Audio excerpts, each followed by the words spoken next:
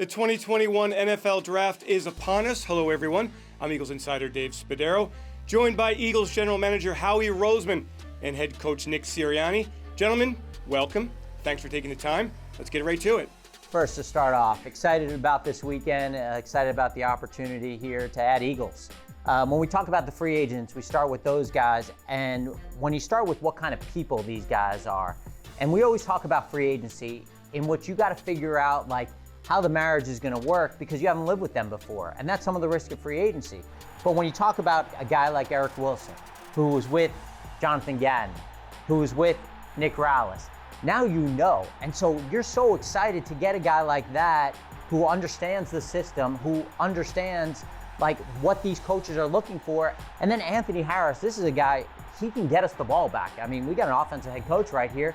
He wants the ball back, right? So you get a guy like Anthony Harris who's got elite character, has unbelievable ball skills, fits the defense. We've seen him in the role that he's gonna play because, again, we've had coaches who have been with him. So we start with those guys on defense. Then we go to the offensive side and we talk about Joe Flacco. You know, here is a Super Bowl MVP, a Super Bowl winner, who's got unbelievable character, who lives and breathes Philadelphia. And he can't wait to be part of this football team. And then Jordan, you know, another guy that we've had, and all these guys that you're talking about, they all got a chip on their shoulder, Dave. You know, maybe last year didn't go as well, and we like those guys got something to prove because all of us, we got something to prove.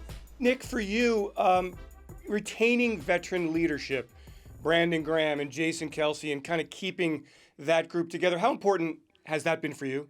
Keeping those guys in the building, Brandon, Jason, like you just mentioned, that's so important, right? To have those guys here. They've won a lot of football games here. And why is that, right? One, they're great players. And then just what they embody too, right? It's very typical for a good player to have, you know, be very competitive, to love football. I see that in both of them. And then have high football IQ. I mean, that's common in every good player that I've been around, those four things. And it's no surprise at how many football games they've won as Eagles. Nick, we're in the offseason here. It's virtual, of course. What has it been like for you teaching the X's and the O's, getting everybody up to speed on the schemes? All of us that have coached in the NFL have had experience, you know, teaching virtually, right? We all have. And so I've always taken a lot of pride in presenting the information in ways that our players can learn it, and creativity and how in teaching. Like, I was an education major. My parents were education majors. My brothers were education majors. So I've always had this pride in like how we're gonna present this information to the individuals on our team to get them to learn it. Howie, round one, everybody focuses on it. You're sitting there at number 12. You've always been somebody who's willing to make deals. How open are you to going up or moving back?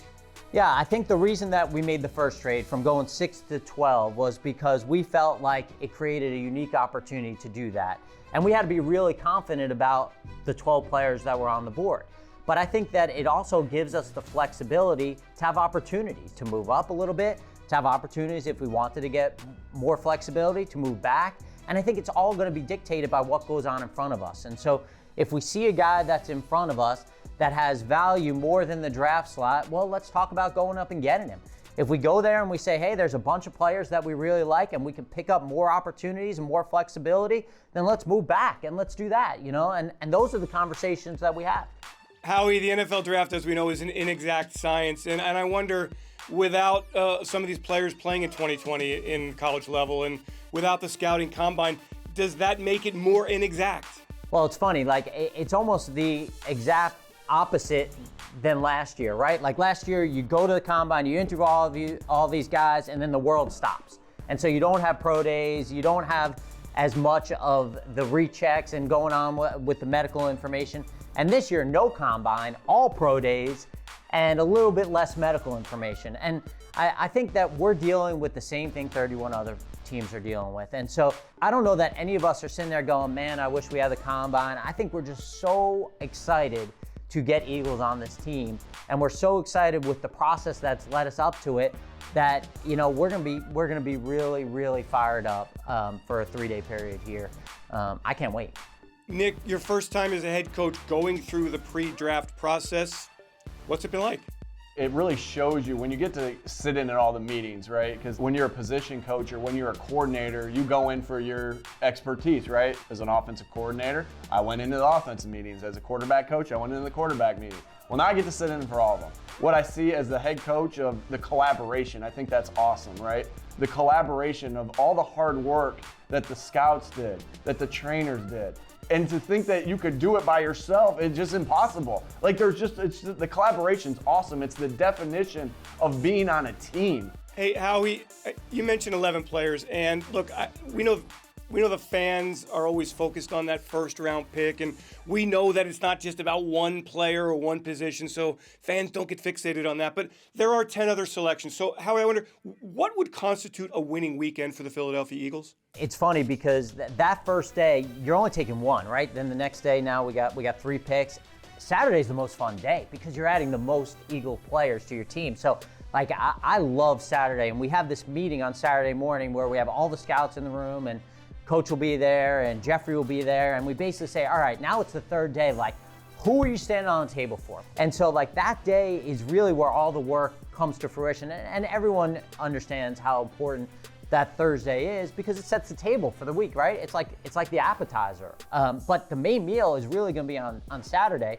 And when you look at like our World Championship team, there are a lot of players from Saturday going into that. And this is the ultimate team sport, and you need depth in this league. So there is much of a process in those picks as there is going to be in the first and second round. Now, we may spend a lot more time talking about the first rounder. We may spend a lot more time talking about the second rounder, but we have spent as much time going through those guys, and the process for those guys is the same as the guy that we picked in the first round.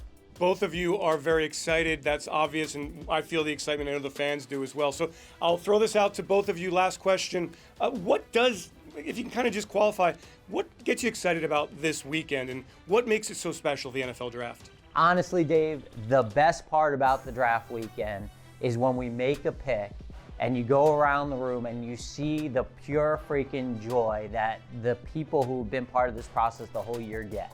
And then the position coach, you see them and the coordinator and how excited they get. I kind of fast forward a little bit and I just think about the guys that were drafted, the Eagles that we keep talking about, and the qualities that these guys are going to have that we're drafting this weekend. And I get excited about, whoever we pick on Thursday and Friday and Saturday. I get excited about seeing people at Lincoln Financial wearing their jerseys, because those guys are going to be the face of the franchise moving forward. And so that's what really excites me. I really think about that time where I'm going to see all the fans wearing their jerseys. All right, guys, thank you so much for joining me here, and best of luck this weekend. Go Birds.